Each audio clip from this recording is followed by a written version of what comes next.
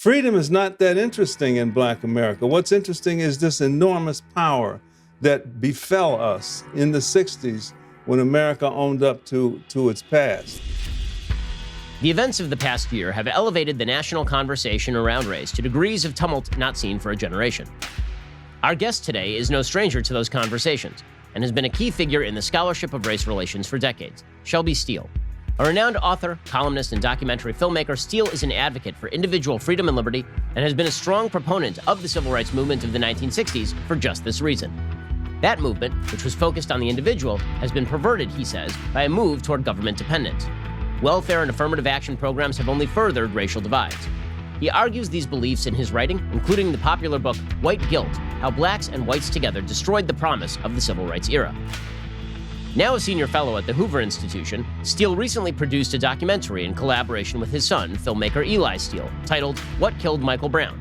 It's an investigation into the 2014 Ferguson, Missouri shooting, just as George Floyd's death rocked the nation. At the time of this recording, Steele was embroiled in a controversy with Amazon over the release of the film. Without any clear basis for their decision, Amazon had refused to distribute the documentary. There have since been new developments in the story, so we'll have to wait to see how it all plays out in the end. In our conversation, Shelby details his struggles with Amazon and the journey he has gone through to get this important film made. Steele and I also discuss the rise of the Black Lives Matter movement and organization, and the reasons President Trump and his supporters are so often labeled racist.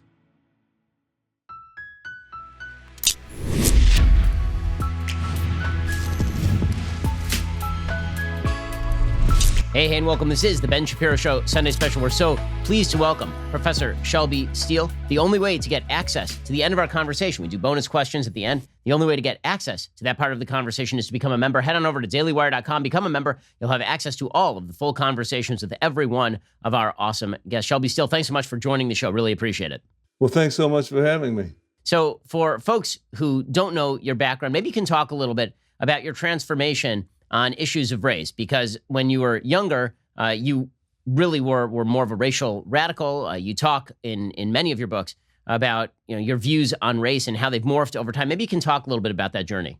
I was born into a civil rights family. My parents met as founding members of CORE, Congress of Racial Equality, in Chicago in the 40s.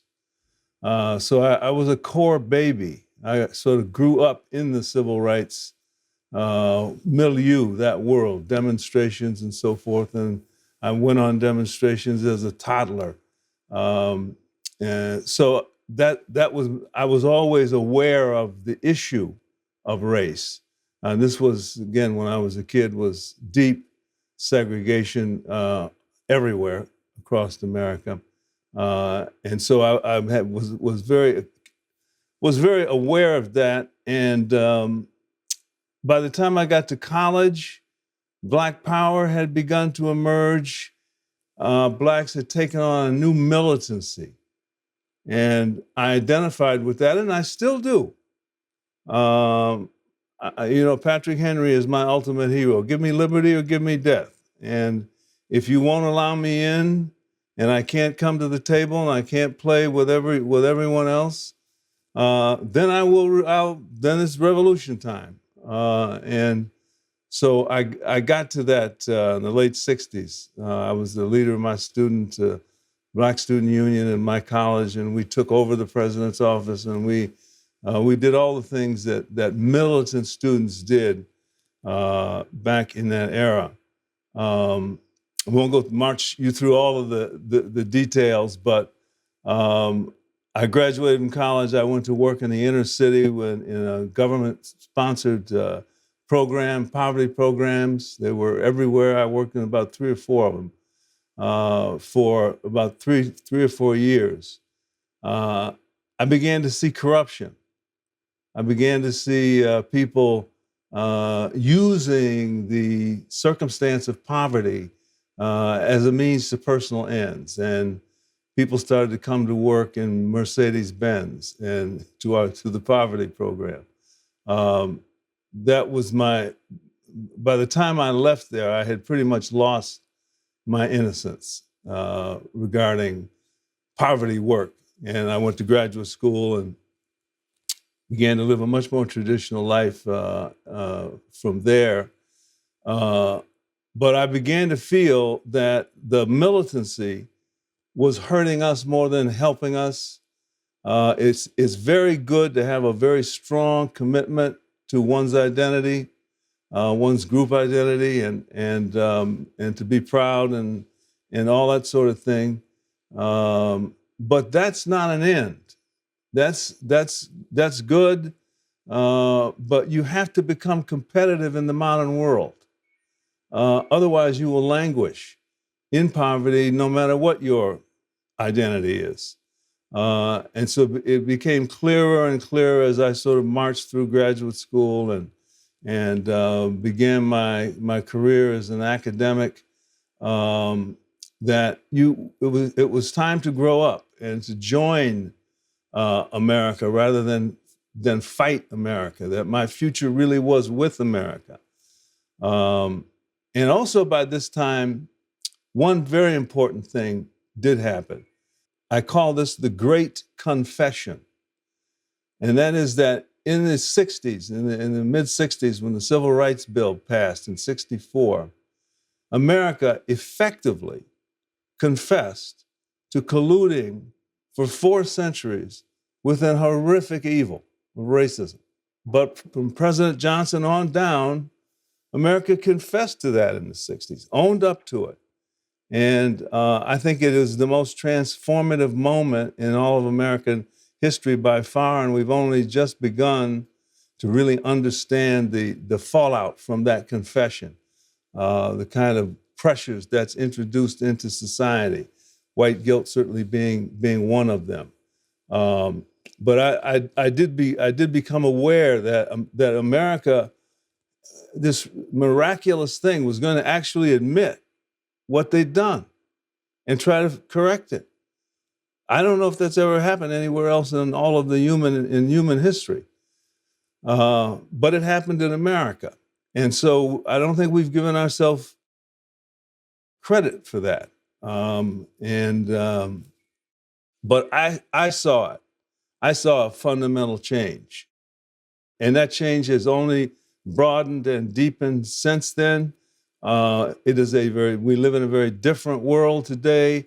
This is not a time for me to be blacker than thou and raise my fist. This is a time to get busy and start a business or go to school, get prepared to join the modern world and live in a free democracy, an open society in which we have now for the very first time the opportunity to begin to live not as members of a race, a beleaguered race, but as individuals, as human beings who are free to pursue their aspirations as they wish. I feel very fortunate to have lived through this transformation from the dark days of segregation to the America that is now wide open before me. So in a second, I want to ask you why it is that while this transformation has occurred, and it's obvious on every objective level that a transformation has occurred in American life, why it seems so hard for so many people to accept that a transformation has occurred. I want to ask you about that in just 1 second. First, is politics stressing you out? It's stressing me out. Also, my kids are stressing me out. And this is why I need a mattress made just for me. There's nobody on the planet like you. So why would you buy a generic mattress built for everyone else? Helix Sleep has a quiz. It takes just 2 minutes to complete. It matches your body type and sleep preferences to the perfect mattress for you. Whether you're a side sleeper, a hot sleeper, whether you like a plush or firm bed, with Helix, there's no more confusion and no more compromising. Helix Sleep is rated the #1 mattress by GQ and Wired Magazine. CNN called it the most comfortable mattress they've ever slept on. Just head on over to helixsleep.com/Ben, take their 2-minute sleep quiz. They will match you to a customized mattress that gives you the best sleep of your life. They have a 10-year warranty. You get to try it out for 100 nights risk-free. They'll even pick it up for you if you don't love it, but you will. Helix is offering up to $200 off all mattress orders for our listeners right now. Get up to $200 off at helixsleep.com/Ben. That is helixsleep.com/Ben. It is the most comfortable mattress you've ever tried because it's made just for you. helixsleep.com/Ben for up to $200 off. So let's talk about the fact that America has obviously transformed. There's a major difference between America circa 1960 and America circa 2020. But the way that you hear so many people talk about America in 2020 is as though nothing has changed. You have high-profile authors, well-regarded writers, Pulitzer Prize winners like Nicole Hannah-Jones or Ta-Nehisi Coates, basically writing essays in which they talk about an atrocity that happened in 1915 and then immediately fast forward to 2020 and act as though there were no intervening events. How is it that has become intellectually credible? It seems so perfectly obvious that things have radically changed since the 1960s. Racism is the worst sin in American life, and it is the thing that if you are called a racist, it can literally finish your career, whether it's justified or not. I mean, that's how much Americans abhor racism at this point, and yet it is still treated, the issue of racism is still treated as though it's systemic, as though most Americans secretly harbor racist feelings. You've talked before about the shifting definition of racism itself. Maybe you can talk a little bit about why you think racism is still considered such a major part of American life despite the transformational change.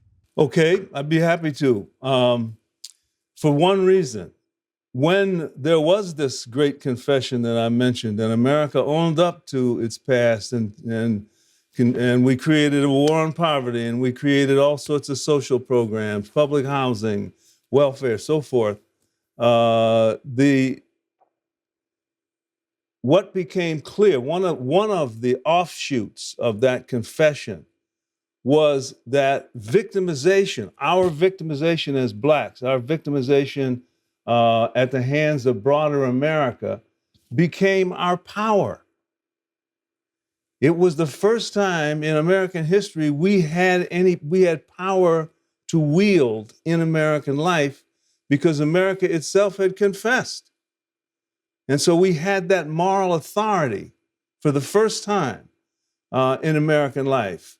And it became our primary source of power in society. We could claim racism.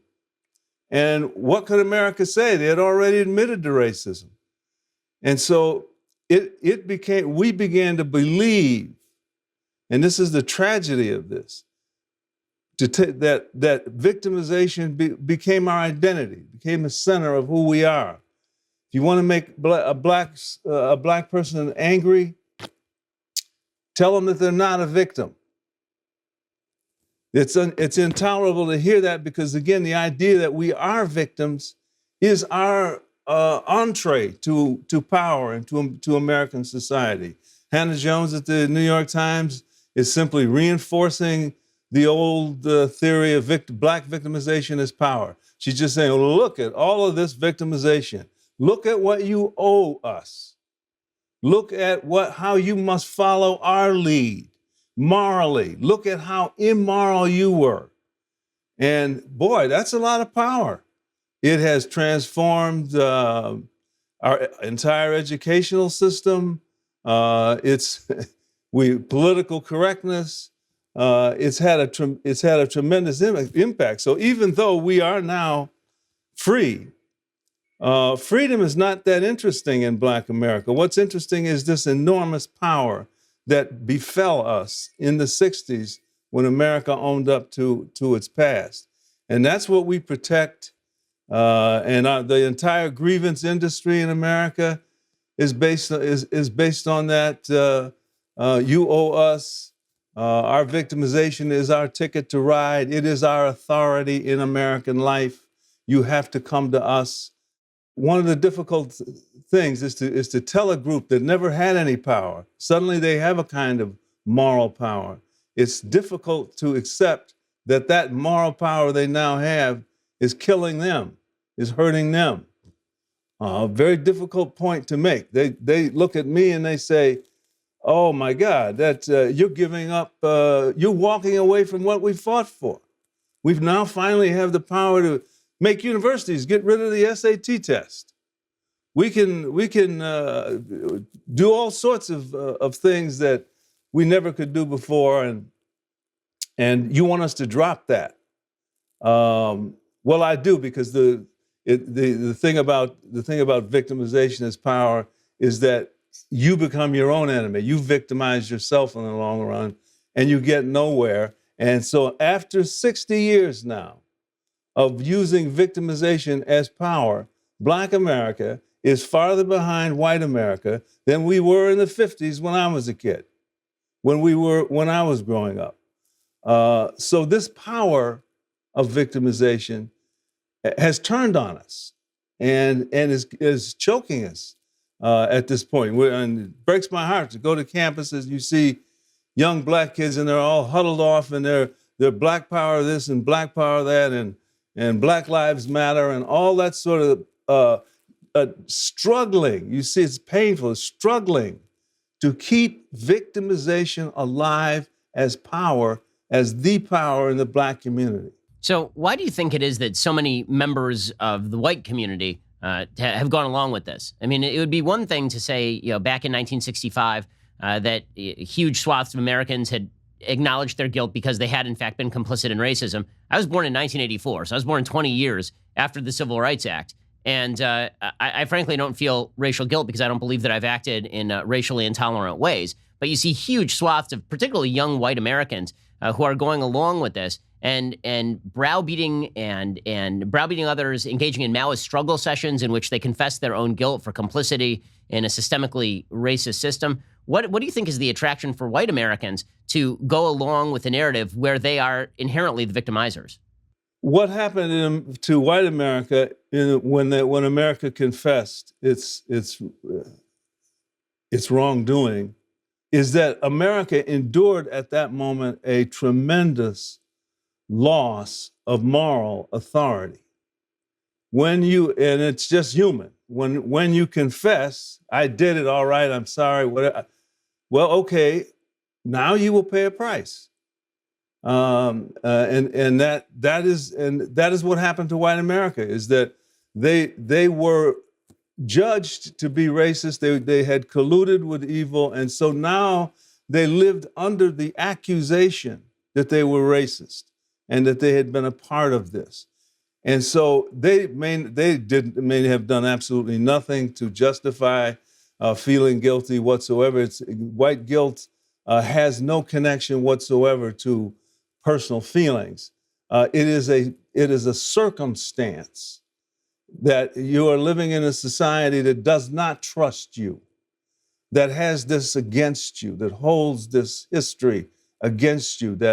And so what whites then have to struggle for and have since the 60s is their innocence of racism, of proving, oh, not me, I'm not a racist. And that need to prove is what blacks take advantage of. Okay, then do this and do that and so forth and so on, and change your curriculum here and start an HR program there, have another, so forth and so on. And whites do it because they want that innocence. They want to be able to say, look, I supported affirmative action. I'm all for it. I support diversity. Let's have different colored faces in everything we do, so that we can prove we are innocent of that historical accusation that we are evil racists. Anything to get away from that. And so, that one race begins to enable another race. We have a sort of a symbiotic connection. Whites exploiting blacks all over again in order this time to recapture some innocence and power. Blacks sort of selling themselves out to guilty whites in order to have the illusion that victimization is their power and so forth. So it gets to be a kind of sad symbiosis that we are caught in, and we never honestly talk about it. But we're all nervous about it. We're all nervous, and we all hope for the best, I think. But history is powerful, and America has a very unique history. We're far, far ahead of much of the rest of the world in this regard, but we have a long way to go. It seems like there's something else that has happened here too, and that's not just that there's an attempt by both guilty whites and some Black Americans to push for particular policy prescriptions and sort of gimmies, but there's something now that's going on that's completely, I think, unprecedented, which is that you're only declared to be not racist for a certain period of time if you acknowledge your racism. So in other words, if you say as a white person, I'm not racist, I'm colorblind, and I see everybody as an individual, this is in fact used as evidence of your racism. Whereas if you then declare that you are in fact a racist by dint of the color of your skin and through racial essentialization, then you are not racist, but you are also racist because you just acknowledge that you're racist. So it's a complete catch-22. There's literally no way for white Americans to escape the charges of racism. Either you admit that you're a racist, in which case we say, okay, well, at least you were honest enough to admit you're a racist, but that means you're kind of a racist because you just admitted it, or you won't acknowledge your own racism, in which case we absolutely 100% know that you're a racist. That's right. And that power, the power to put whites in that position is what black power is the power that comes from our moral authority as victims, as historical victims. And so we enjoy sort of squeezing whites in this impossible circumstance. But it helps. It obviously, whites do not have at this moment in America. I'm speaking broad terms here. Whites do not have the moral confidence to resist this, to say, "Hey, call me a racist, whatever you want. I believe this. I stand by this, and I'll argue on the terms of whatever it is I stand by. I'm not going to be blackmailed, intimidated about simply being white and simply having a connection to people in the past who were also white. Does not mean that I am evil and that I am a racist. If you can't accept that, too bad." Whites simply do not in America have the moral confidence to do that, to say that. That's why we're stuck. When whites begin to rediscover their confidence and accept the fact that they are not racists and that they want to treat everybody as individuals, and they practice that, race problem will be over. Black power will be over. We'll have to take victimization and go home. It doesn't work anymore. Right now, it's just whites this morning, Amazon canceled the film that I just am coming out with, just as they gave $10 million to Black Lives Matter and other left-wing black groups. Well, that's white guilt.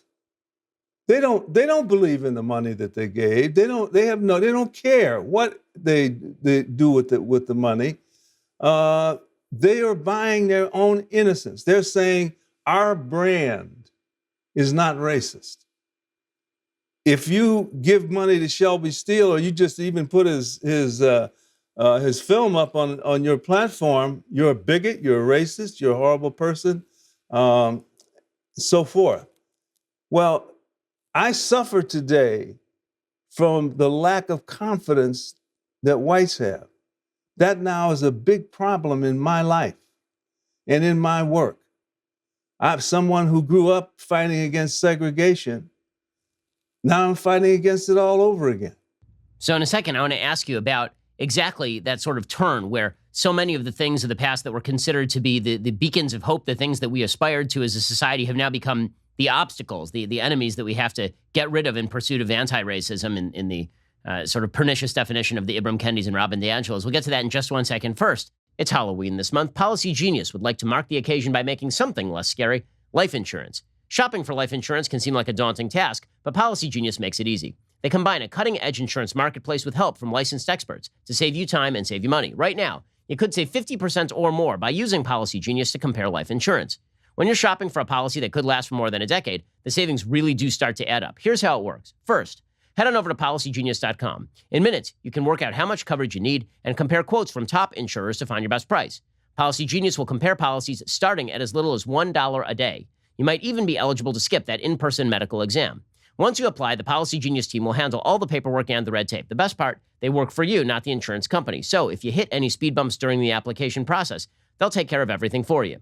That kind of service has earned Policy Genius a 5-star rating across over 1,600 reviews on Trustpilot and Google. So if you need life insurance, head on over to PolicyGenius.com right now to get started. You could save 50% or more by comparing quotes. Policy Genius. When it comes to insurance, it's nice and very important to get it right.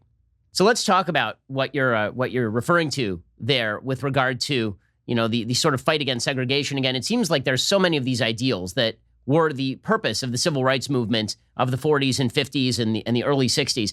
These ideals that we build, statues of Martin Luther King, not because we agree with his economic philosophies, but because specifically of his vision of individuals being treated as individuals. I mean, that is what school children learn. It's why he deserves his own day. I mean, this is why people celebrate Martin Luther King on a broad scale across the United States. And yet we have seen that the woke culture has pushed so far that individualism is now seen as a hallmark of white culture. There was a display at the National Smithsonian, at the National Museum of African American History, in which they declared that aspect of white supremacy in American culture included things like being timely, having a work ethic, believing that you should delay gratification, a belief in individualism, a belief in problem solving. Now, it seems to me that if you want anybody to succeed, these are just things that they need to engage in. But according to the Smithsonian and the National Museum of African American History, these were aspects of white supremacy. And so we have to abolish all of our traditional notions of cause and effect, of good behavior and bad behavior, in pursuit of the belief that individual actions don't matter at all and all problems can be chalked up to broad societal discrimination. This is how desperate white institutional America is for innocence of racism. They will go to these lengths to advertise, to try to advertise their own innocence to the world. These are people as you say, probably have no personal guilt, whatever, and yet their whole politics, their whole orientation toward American life is around, again, victimization and their need for innocence. They just will do anything to reclaim innocence. It is. I remember when I was in my Black militant stage as a kid in college, and I ran into a white man one night in a hotel lobby, and just for the heck of it, I told him that he should give me $25 right then and there. Because he was white and he was a racist and he needed to pay off. And of course, he gave me about 40. Well, it's tempting. The imagination goes wild. I could really fan this into something and put out a shingle and innocence here. Come in, we've got a sale today. But it's not funny, it's tragic, and white America is lost to this. The young are just preoccupied with this idea of establishing their innocence of this evil. And people like Hannah Jones are just sort of smirking and smiling and the puppeteer pulling all the strings. Someday whites are gonna wake up. God knows when. It is. I thought it would have happened by now. I thought they would have gotten tired of being jacked up like this, but apparently not. So if you're trying to sell truth, if you're trying to point to, here's the truth: we blacks went through 4 centuries of oppression. You go through that, when you come out of it finally, as we did in the 60s, you're going to be underdeveloped. They didn't have Harvards for us back in the days of segregation. We could not, that was our big liability when we walked into freedom, when we stepped into freedom, is that we needed desperately development, education, economic development. We needed to join America, become a part of the great American experiment, and find parity with all other groups. That's what we needed. We were so drunk on our power as victims that we, to this day, 60 years later, cling to that victimization, and we hate any minorities who don't. If you don't cling to your victimization, you're an Uncle Tom, and that's the end of you. You're canceled. So we're in a again, the people who think they are helping blacks are simply recolonizing blacks. And now blacks live and sort of facilitate white innocence. rather than actually move ahead on their own and become independent individuals functioning in a free society. We don't have the cultural history. We never had to deal with freedom when we were oppressed. Now we do. Freedom is our biggest problem now, not racism. Racism is so far down on the list, it means nothing. We're afraid of freedom. We don't know what to do with freedom, how to live in it, how to make it work for us. That's our real world challenge. And again, whites who are longing for their innocence and rolling over for black victims, they are the enemy, because they diminish us to nothing but sort of icons that facilitate their innocence and their power all over again. I guess history does repeat itself in that sense. So you talked about working in the social welfare system, and obviously in the 1960s, there was a real push for a sort of racial reparation via social welfare programs and the Great Society programs. The idea expressed by LBJ is that, well, now the sort of barriers had been removed. If you had all of the runners at the start line and one of the runners was 20 yards behind the start line, that somehow we had to find a way to get the person 20 yards behind the start line up to the start line. That's what the social welfare programs were for. But it seems like in many ways the social welfare programs actually inhibited the ability for that runner to ever catch up. And there have been a lot of minority groups in the United States who have started off 20 yards behind the start line compared to white America. Many of those minority groups now routinely outperform white Americans in terms of income, including many groups of African immigrants. Nigerian Americans, for example, outperform white Americans in terms of income. So maybe you can talk a little bit about social welfare programs. Was it just well-intentioned and went wrong? Or was it, what exactly happened with the social welfare programs? Why didn't it help achieve this? Very specifically, what happened was, because whites were longing for their innocence, what whites did was literally steal away from black people agency over their own fate, over their own lives. LBJ said, "Put your life in my hands. I will give you an upward bound program. I will expand welfare payments.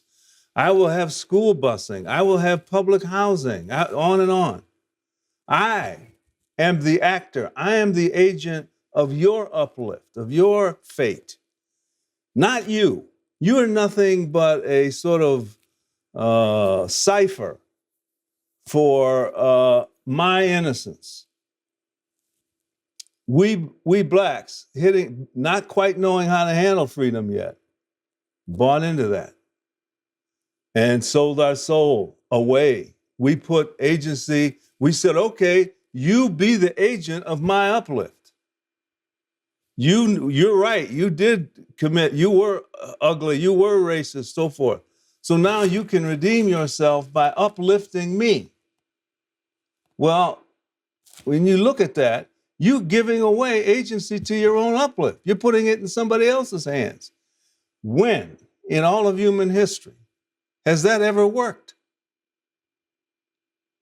You don't give up agency and then think you're going to somehow miraculously get ahead. You want agency. Here's what we should have said.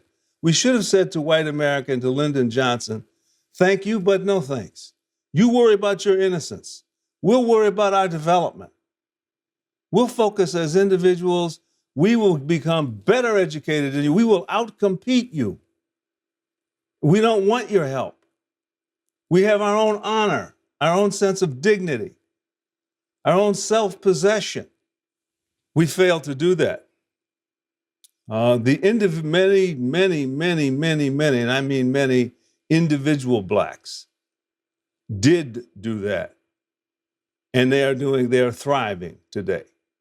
And we see them everywhere in every walk of life, making the point that if one wants to really take charge of one's fate and move ahead, you're free to do that today in America. You can become literally the president if that's what you want to do. You can become the CEO of a major corporation. You can become an artist. You can become a veterinarian. You can do whatever you want. And The government will never, ever, under any circumstances, be able to do that for you. It's a kind of sick, again, symbiotic bond between that came out of this great confession in the 60s. And both groups got blinded and made a very quick, down and dirty deal. That's why I think of Lyndon Johnson's Great Society as a down and dirty deal. He said, basically, I need the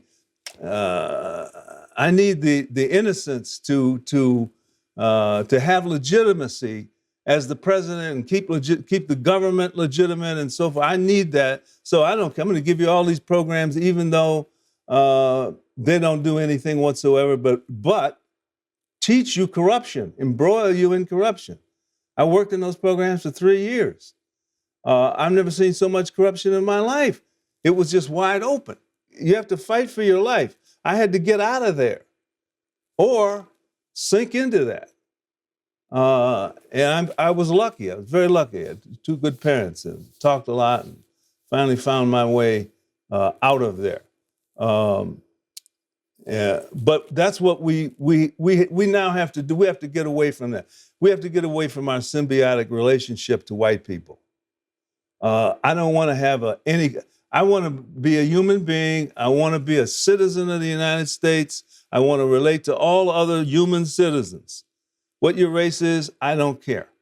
So let's talk for a second about why it is that so many, you mentioned there's so many prominent Black Americans with wild levels of success. There's so many Black Americans who are middle class and above. I know that the media tend to portray only poverty and suffering in the Black community. You hear politicians routinely talk about how to be Black in America means to suffer in America, as though the average income for a Black household in the United States isn't $58,000, or as though the vast majority of Black Americans are living in abject poverty, which simply isn't true.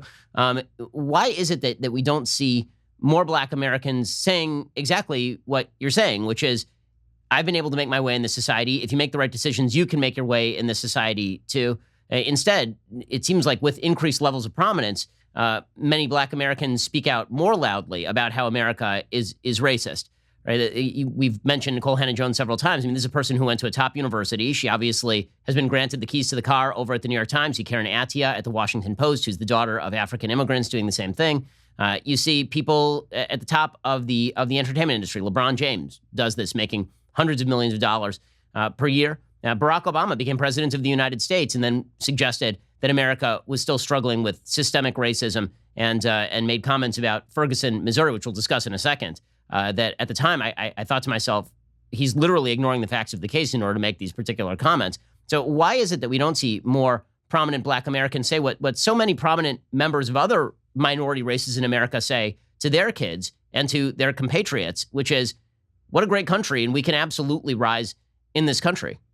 The reason is they don't believe in themselves. They don't believe in Black people. I believe in Black people. I believe they should do exactly what you just said, what you're talking about. That's our only future.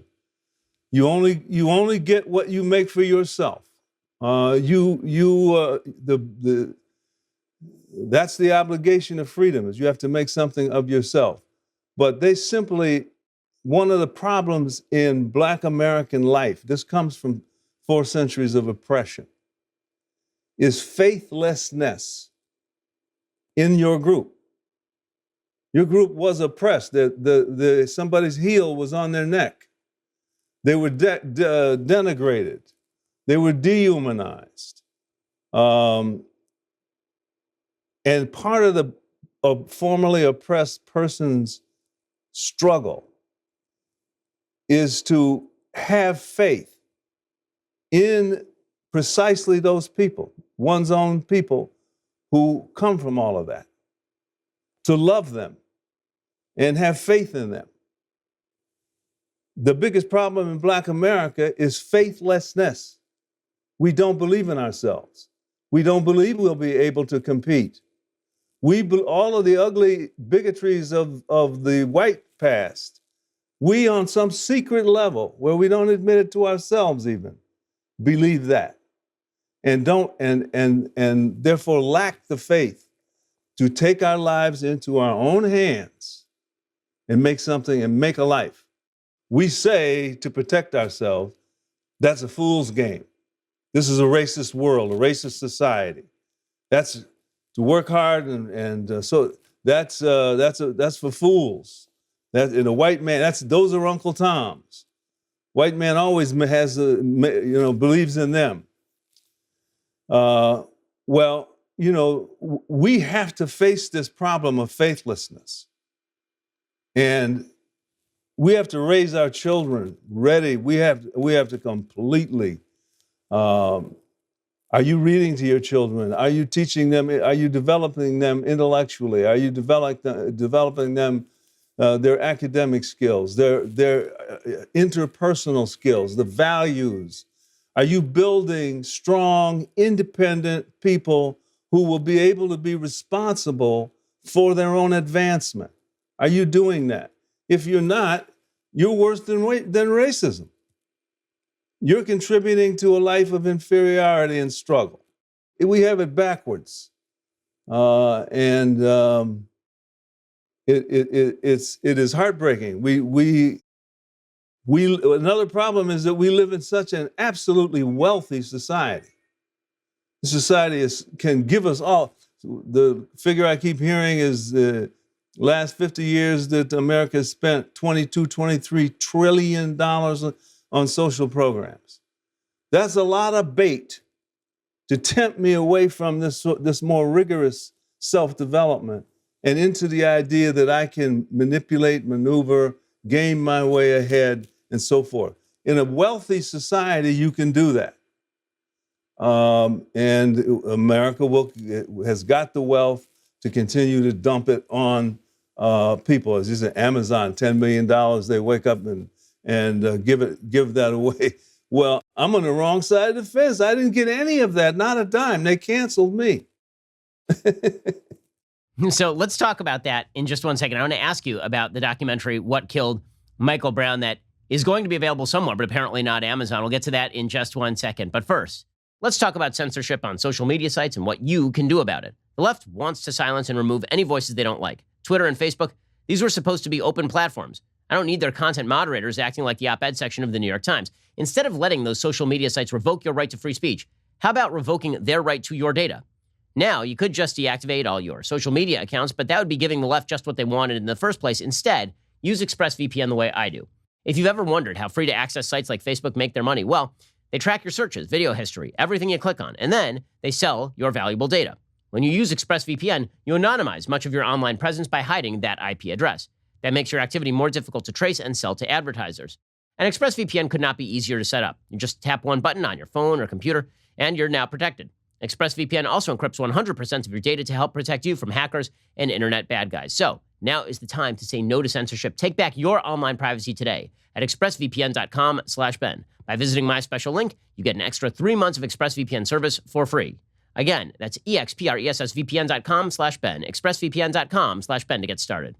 Okay, so you've now referred to this documentary that you made, What Killed Michael Brown. I had a chance to watch a large segment of it last night. It is, incredibly incisive and emotionally devastating because it really does take on some very serious issues. So what was the impetus behind making a documentary about the Michael Brown shooting?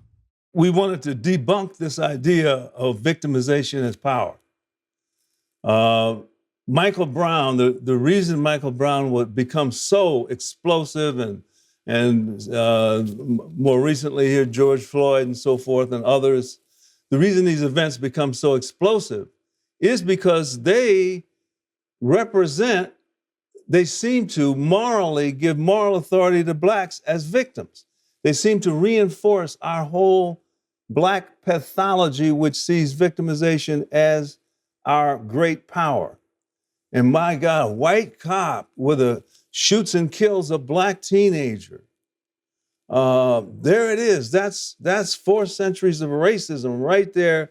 You owe me. And I will grant you your innocence, but you'll have to pay for it. So all of a sudden, everybody, the President of the United States, the Attorney General of the United States, everybody is in Ferguson, Missouri, anguishing over the shooting of Michael Brown, black teenager. Well, they're there because it just flows over with black power. If Michael Brown was really shot and killed out of a racial animus, then think of all the power that redounds then to all of Black America. We can just sort of work that angle for 10 more years.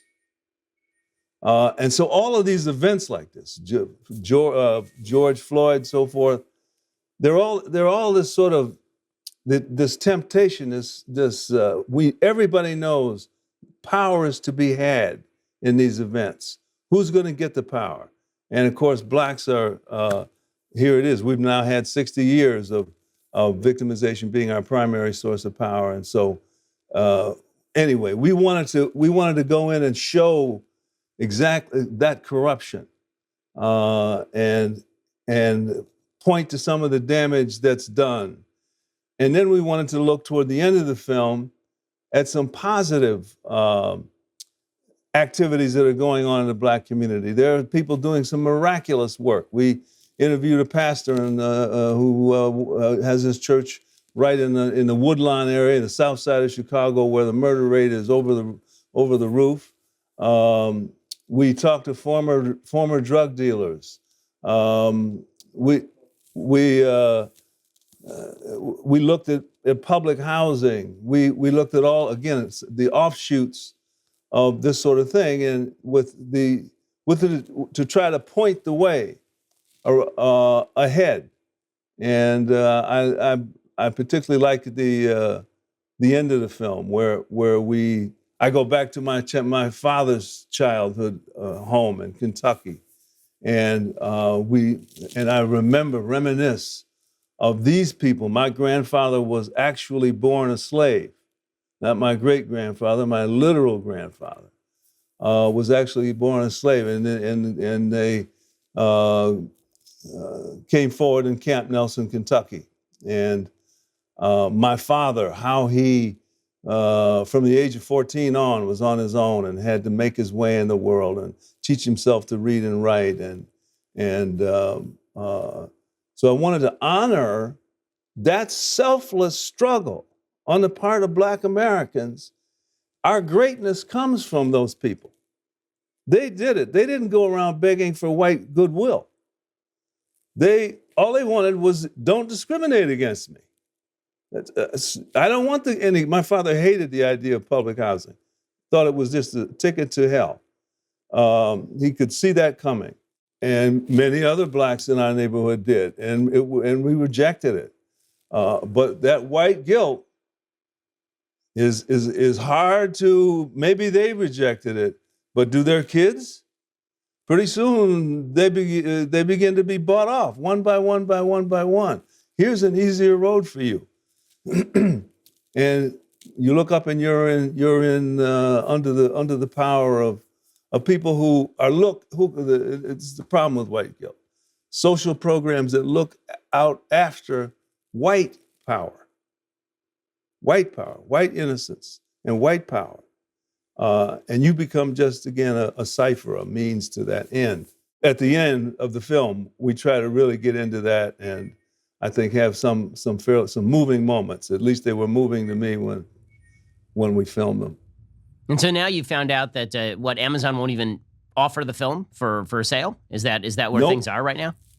They sent us a letter that said, not only will we not do it, but don't try to resubmit it. Don't change the title. Don't do anything. We don't want it, ever. So there was, as to make a statement. Certain friends of mine have been canceled from Twitter. Think tanks are rearranging themselves. And there's, again, we've got this whole canceling phenomenon that I'm going to cancel evil. I'm going to cancel some perniciousness, and in the name of the good. Well, what's the good to Amazon? The good is Black Lives Matter, which is a Well, I'm not gonna waste time getting into what they are, but I think they're completely on the wrong track. They will keep us mired, celebrating ourselves as victims forevermore. Well, so now I'm going to ask you to go on the wrong track there and actually describe what you think of the Black Lives Matter movement, because obviously it has had this massive impact on our politics, and we've seen corporations going woke across the country. We've seen the NBA decide to dedicate entire sidelines on national broadcasts to their sloganeering, changing the jerseys on the back of the jersey so you can put the names of people who have allegedly been unjustly killed by the police. You've seen every major politician pay lip service to Black Lives Matter, which is a semantically overloaded phrase. I mean, it can mean a few things. One, the obviously true statement that Black Lives Matter, because they do. It can mean the movement, which is the assumption that America is systemically racist and that Black Americans are at unique risk of being murdered in the United States, which is certainly not true from the police. It may be true statistically, but it really has very little to do with white Americans doing the murdering, unfortunately. And then it could mean the Black Lives Matter organization, which is actually just a neo-Marxist front group. But I want to get your thoughts on Black Lives Matter, which again has become this sort of tautological statement, and you have to say it. And if you don't say it, then this obviously means that you're a racist. Well, they break my heart. They first of all make me sad to have lived through what I've lived through and to see what Black America has stood for and fought for. And I think of my father's generation and earlier men and women who survived the most horrific sort of oppression, violent, murderous oppression for centuries. And to come to a place and see our young people using that history of victimization to hide away from the challenges of freedom that we face today. It's heartbreaking for somebody my age to see that. You finally got a chance to do anything you want. And all you're going to do is talk about victimization. Well, when they talk about systemic racism and so forth, I call it compensatory racism. It is a faith in racism that we should, an emphasis on racism, because the reality is racism has declined, radically declined. It's just not there anymore. And so we have to come up with new terms like systemic and structural racism and so forth to bring back that old oppression that we endured for 4 centuries. That's sad. We now, when we bring that back, we say, now we know who we really are as Black people. That's not who we really were. We were the people who fought for freedom and finally won it. But we don't get credit for that. We don't give ourselves credit for that. We whine. We want whites to give us more junk. And of course, they're rich and they can do that. And they do that. And so then we're inflated in our illusions. And we think, we think people like me, for example, are just hopeless, over the hill Uncle Toms. It's heartbreaking. It's sad to see young people sell themselves out that way, to exhibit that level of faithlessness in their own abilities to develop and overcome. I want to I always ask them, well, what's your grade point average? What are you doing to develop yourself? Black students have the highest dropout rate and the lowest grade point average of any student group in America after 50 years of affirmative action. We now have a bill to pay. We're going to have to pay this bill. And, I don't know what generation will finally get there, but at some point, whites are going to turn around and say, we're done. We're not enabling you anymore. Enabling Black people has become an American habit, a reflex that we do, again, because we just keep wanting this innocence, wanting the power that comes from the legitimacy that comes from being innocent, demonstrably innocent of racism. So we'll give you more preferences, give you this, give you. As you sink into this faithlessness in yourself. Well, as you can see, it's kind of a stalemate that we've got going on here. I'm not sure how it will break. I know it will at some point, but I hope soon, sooner than later. In a second, I want to ask you about your opinion of the Obama administration, because obviously we've had a black president for 2 terms, won 2 overwhelming victories, and I think, entered office with high hopes by most Americans that this was going to be maybe the final stage in the transition away from thinking racially in the country. I mean, he sort of campaigned as, we're not red states, we're not blue states, we're the United States. I'm both black and white, obviously, in my own ancestry. I can bring the country together. It didn't end up that way. I want to get your assessment of the Obama administration, of Barack and now Michelle, who's obviously a very prominent political figure in her own right, in 1 second. First, I have to tell you, the amazing presidential election is almost here. We have an incredible day of programming for you. Our live stream starts on Tuesday, November 3rd at 3 p.m. Eastern, 12 p.m. Pacific, featuring special guests, live interviews, and more. Leading up to our evening show, we'll be covering the results with you in real time. It's going to be spectacular and exciting. Even better, join Daily Wire right now. Get 25% off with code ELECTION, so you can watch all of our election coverage live on our Apple TV or Roku app. Members get our articles ad-free, access to all of our live broadcasts and show library, the full 3 hours of The Ben Shapiro Show, and exclusive Reader's Pass content available only to Daily Wire members. If you're considering an all-access membership, you get to join us on All Access Live every night for online and live stream discussions with our hosts and an amazing online community. You also get not 1, but 2 Leftist Tears tumblers with your membership, as well as early and sometimes exclusive access to new Daily Wire products. So, watch the election with us at dailywire.com. Get 25% off your Daily Wire membership with code ELECTION when you sign up today. Alrighty, so let's talk about the Obama administration and Barack Obama. As I say, for everybody, even people like me who did not vote for Barack Obama, I thought that he was a bad candidate. I thought that he would be of the radical left politically. I thought that he basically campaigned on a bunch of warmed over sloganeering. But even for folks like me who didn't vote for Barack Obama, didn't back him, it was obviously an inspiring thing for the United States, which is a majority white country, to elect a black president after our history of slavery and Jim Crow. Like, just that symbol is an inspiring thing. It didn't appear to end that way. You look at the polls of race relations, they really markedly declined during the Obama administration, even preceding the Trump administration. What do you make of the Obama administration, of Barack Obama as a figure, and now of Michelle Obama, who's widely perceived to be maybe the future of the Democratic Party? Barack Obama was a perfect sort of white fantasy. And he was elected entirely, I think, because he was black. America, and he was, as Joe Biden once said, he was clean. I guess he showers every day, and he spoke eloquent English. And so he was, in other words, he was innocuous. He had no vision for the country that he ever articulated. No set of policies, coherent policies that would reflect some important vision for the country.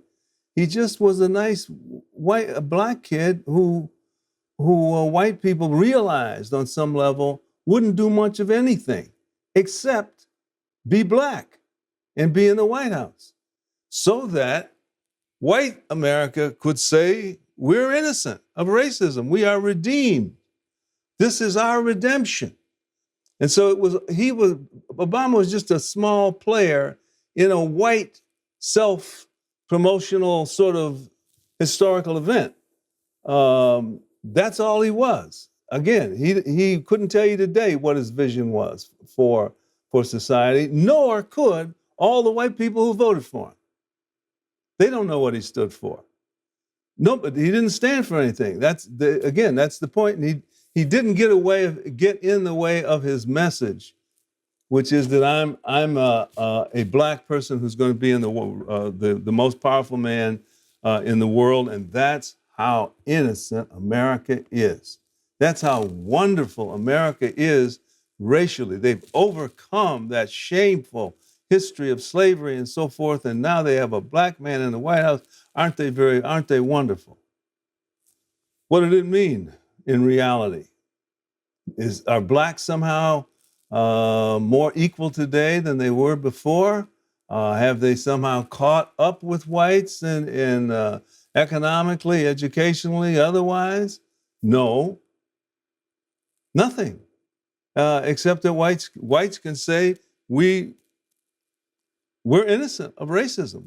We elected a black president. So I mean, I think he has to be seen as in the context of white guilt. He's a white guilt president, beginning and the end. And Michelle, same. I don't see much difference there. They that's the game they both play. Just a little bit every now and then of edginess around the race issue, just to keep their bona fides with militant blacks, but no leadership, no sense of what ails Black America, how it has to be overcome. None of that. So now I want to ask you your opinion of the Trump administration. There's been a lot of talk about racism surrounding President Trump and the supposed innate racism of the American people in electing Trump in 2016. Joe Biden has suggested that he's running almost entirely to repudiate Trump's personal racism. What do you make of Trump as a figure, Trump's election, and the Trump administration? I think that Trump is pretty much what he claims to be. He wants to fix things. He's a kind of Mr. Fix-It president. And he does. He's fixed any number of things, but he is vulnerable because the left in America is driven by white guilt, defined by white guilt, and that couldn't be farther away from where Donald Trump is. He just is not in this sort of he offers no innocence to white America. And therefore, he's a racist and he's a bigot and he's a regression to oppression and he wants and so forth and so on. But the fact is, he's just a pragmatic sort of unimaginative president who really does fix our trade relations with the Chinese, who changes. Look at what he's done in the Middle East. Really marvelous things that the Obama administration never got close to doing. But again, he has no vision of white innocence. And that's what the left wants today. And that's what much of America still wants today, is this sort of white innocence. And so I don't know whether we have to elect another Obama or not, but at some point, there will be blacks who are themselves as human beings and who represent the political point of view of the whole nation. In a second, I want to ask you a couple final questions, starting with whether you think that white guilt or black victimization is going to alleviate first. Which side in the sort of symbiotic racial relationship you've talked about is going to change its behavior first? But if you actually want to hear Shelby Steele's answers, then you have to head on over to dailywire.com. You can subscribe over there and hear the end of our conversation. Well, Shelby Steele, as you know, I'm a big fan of your work. People should go out, watch the documentary. They should purchase all of your books, including White Guilt. Really appreciate your time. It's been an honor. Well, it's been an honor to be here. I've admired you are your own man. I admire you. Hey, thanks so much. Appreciate it.